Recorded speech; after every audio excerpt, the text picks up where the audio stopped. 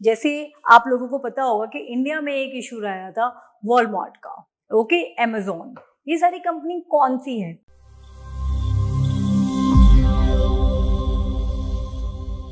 Hello friends, my name is Dr. Uma Hassan and today we are going to have a discussion on highly significant theory, world system theory. UPSC ने recently इसके ऊपर question भी पूछा था, तो discuss करते हैं what is world system theory. See, world system theory is reflecting on political, economical conditions of modern day societies. आज की जो कंटेम्प्रेरी सोसाइटी है उसमें क्या पावर डायनामिक्स है, इसके ऊपर बहुत क्रिटिकल रिफ्लेक्शन है. सो इमैनुअल वॉलरस्टीन, इन्होंने ये थ्योरी दी है, right, and he is explaining social change. Okay, he is explaining social change from a global and historical perspectives. अब इस पे ये समझा रहे हैं कि कैसे जो वर्ल्ड नेशंस हैं वो 3 कैटेगरीज में डिवाइडेड है. Core, that is developed countries, semi-periphery and periphery. Okay, so for instance India comes under semi-periphery. 2 developed countries. अब इंडिया का भी कोई periphery country होगा, right? Then the third world countries में you can say जहाँ की political economical conditions काफी weak है उसको हम पेरिफेरी कंट्रीज में रखते हैं. तो इसी तीनों कैटेगरीज में एक्चुअली हमारा पॉलिटिकल और इकोनॉमिकल रिलेशन डिफाइन होता है.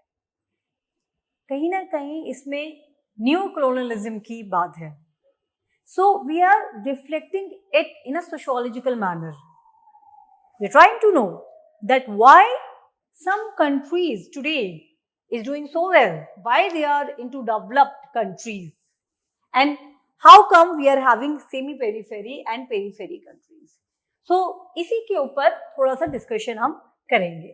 So this is a world system theory, a theory that the world exists as a single socio-economical system made up of a core, periphery and semi-periphery regions. ठीक है, अब ये एक theory है, ये एक मैकेनिज्म है ये समझने के लिए कि कैसे आपके पास ग्लोबल लेवल पे इकोनॉमिक इनइक्वालिटीज परसिस्ट करते हैं. Okay, so it explaining the economic and development and dynamics of capitalist world economy, analysing the mechanism of international market trade.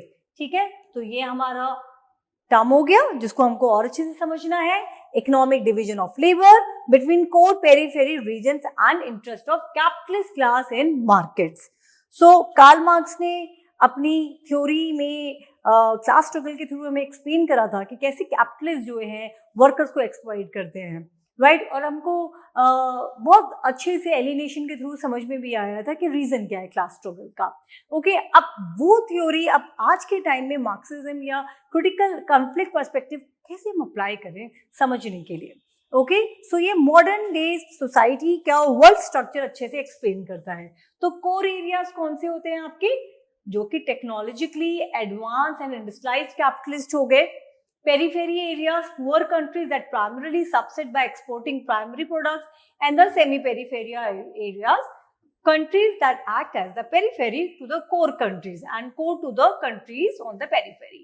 So इस तरीके से हमारा वॉलरस्टीन ने वर्ल्ड सिस्टम को एक्सप्लेन करा है. He says that there is a downward filtration in which core helps semi-periphery and semi-periphery helps periphery, which results into social change. He believes that the core countries are neo-imperialist in nature. Core countries develop high-end products which continues to keep periphery countries dependent. Okay, so यहाँ पे यही समझने की हमको बहुत ज़्यादा ज़रूरत है कि क्यों ये core countries ऐसा मैकेनिज्म बनाया हुआ है कि सेमी पेरीफेरी या पेरीफेरी इनकी प्रोडक्ट्स को ही खरीदे.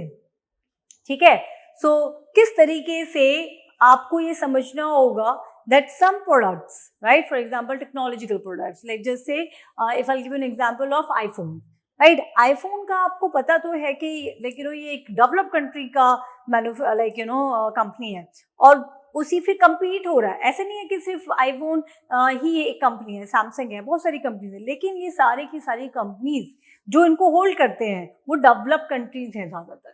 ओके, अब इनकी टेक्नोलॉजी एडवांस्ड है, तो डेफिनेटली जो पेरीफेरी है, सेमी पेरीफेरी, वो उनसे compete नहीं कर सकते हैं। लेकिन ऐसा क्यों है कि ये लोग उनसे compete नहीं कर सकते हैं? सो जो वर्ल्ड इकोनॉमिकल सिस्टम है वो स्ट्रक्चर ही इस तरीके से है that semi periphery and periphery will be dependent on core. So periphery will be dependent on semi periphery will be dependent on core. So this is something which we have to reflect on. So neo-imperialist nature of modern world. So Wallerstein theory characterizes the post-World War II world as neo-imperialist, where core countries maintain dominance over periphery countries through economic, political and cultural means. तो ये dependency theory है, कहीं ना कहीं इसमें international relation को reflect किया जा रहा है। ओके, सो ग्लोबल इकोनॉमी है आज के टाइम में, और किस तरीके से जो आज की हमारी डेवलपिंग कंट्रीज है या थर्ड वर्ल्ड कंट्रीज है, वो चाहे भी तो भी इनके डोमिनेंस के बाहर नहीं आ सकते हैं। You should see and understand how WTO is functioning. Okay, world trade organisation कैसे फंक्शन करता है, नाटो कैसे फंक्शन करता है, ओके, वर्ल्ड बैंक कैसे फंक्शन करता है, कौन से ऐसी कंट्रीज हैं जो कोर डिसीजंस लेते हैं। आपको पता ही होगा G7, G20, तो यहाँ पे वो इंटरनेशनल स्टैटिस्टिक को समझने की जरूरत है। Okay, so this is what this theory is explaining.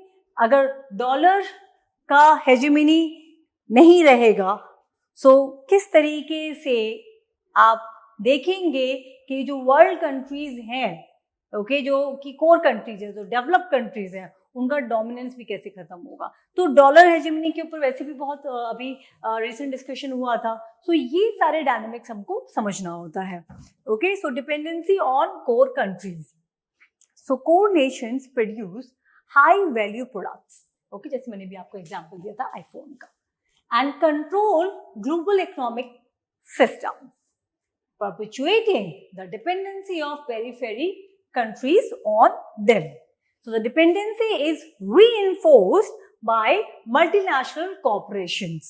जैसे आप लोगों को पता होगा कि इंडिया में एक इशू आया था वॉलमार्ट का, ओके, Amazon, ये सारी कंपनी कौन सी है, कौन इनको ओन करता है, उसका मेजर प्रॉफिट कहाँ जाता है।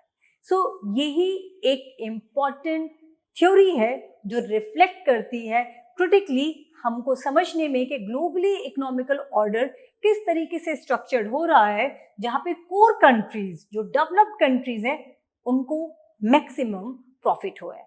So this is a Wallerstein theory which we have to understand, and this is a sociological dynamic which I have explained by explaining world system theory by Wallerstein. Thank you.